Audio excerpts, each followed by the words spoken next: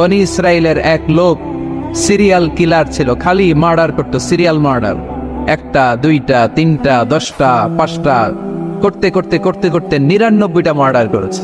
99টা murder, কল্পনা করা যায়? 99 জন মানুষকে সে নিজ হাতে হত্যা করেছে।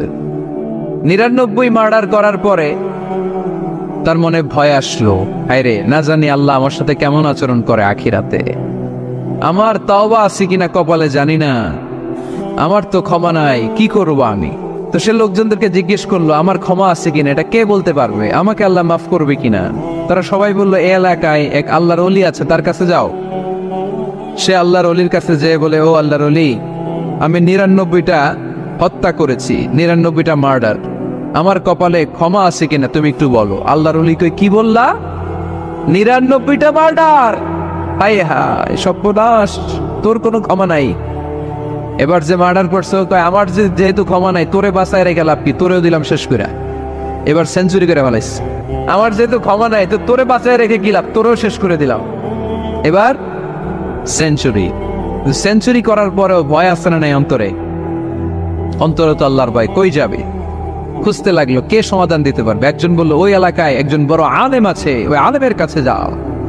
সে আলেমের কাছে যেয়ে বলে, আলেম, আমি 99টা হত্যা করেছি, এখন আমার বড্ড ভয় হয়, আল্লাহ আমারে মাফ করবে কিনা, তুমি একটু আমারে বলো।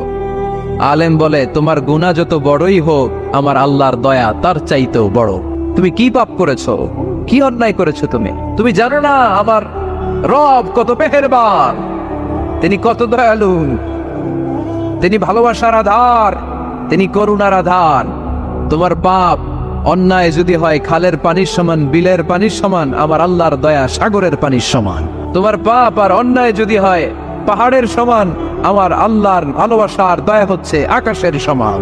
তুমি যদি তওবার মতো তওবা করতে পারো, ক্ষমার মতো ক্ষমা চাইতে পারো, চোখের পানি ছেড়ে, চোখের পানির বড় দাম, চোখের পানির মধ্যে বিশাল কারিশমা, এটা আল্লাহ খুব পছন্দ করে।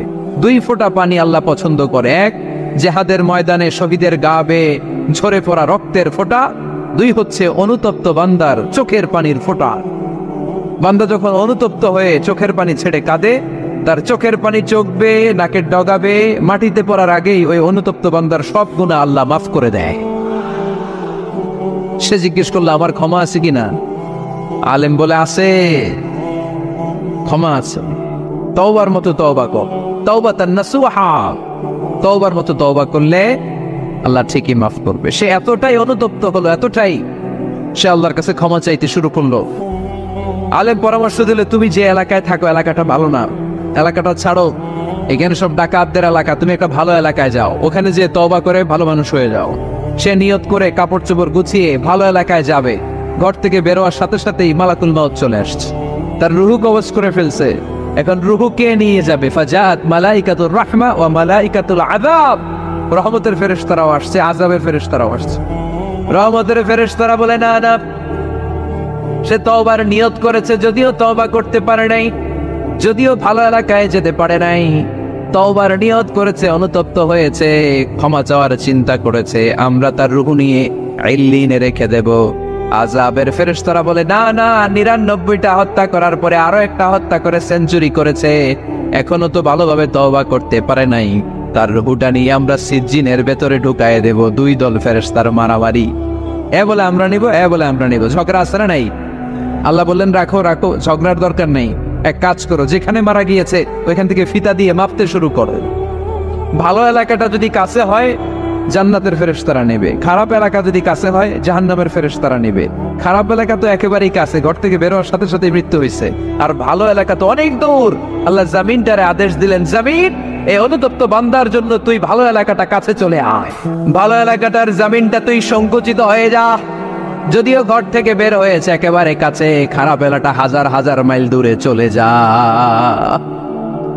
ফিতা দিয়ে মাপ দিয়ে দেখে, সর্বনাশ, ভালো এলাকাটা তো একেবারেই কাছে, খারাপ এলাকাটা অনেক দূরে। আল্লাহর ফয়সালা অনুযায়ী রহমতের ফেরেশতারা তার রূহকে নিয়ে জান্নাতের ভেতরে ঢুকিয়ে দিয়েছে। 99টা হত্যা করার পরে আরো একটা হত্যা করে সেঞ্চুরি, 100টা খুন করছে। আপনি কয়টা করছেন? আমি কয়টা করছি? তো 100টা খুন করে যদি ও মাফ পেতে পারে আমার আল্লাহর কাছ থেকে, আমরা কি ক্ষমা পেতে পারি না? ওর পাপের কাছে আমাদের পাপ কি? কয় ওয়াক্ত নামাজ ছাড়ছেন আপনি? কয়টা মিথ্যা কথা বলছেন? কতবার ঘুষ খাইছেন? কত টাকা সুদে লাগাইছেন? কত অন্যায় করছেন? কত জুলুম করেছেন? মনে রাখবেন, আপনার পাপ, আপনার অন্যায়, আপনার জুলুম যত বড় হোক না কেন, আমার আল্লাহর দয়া তার চাইতেও বড়। বনি ইসরাইলের এক লোক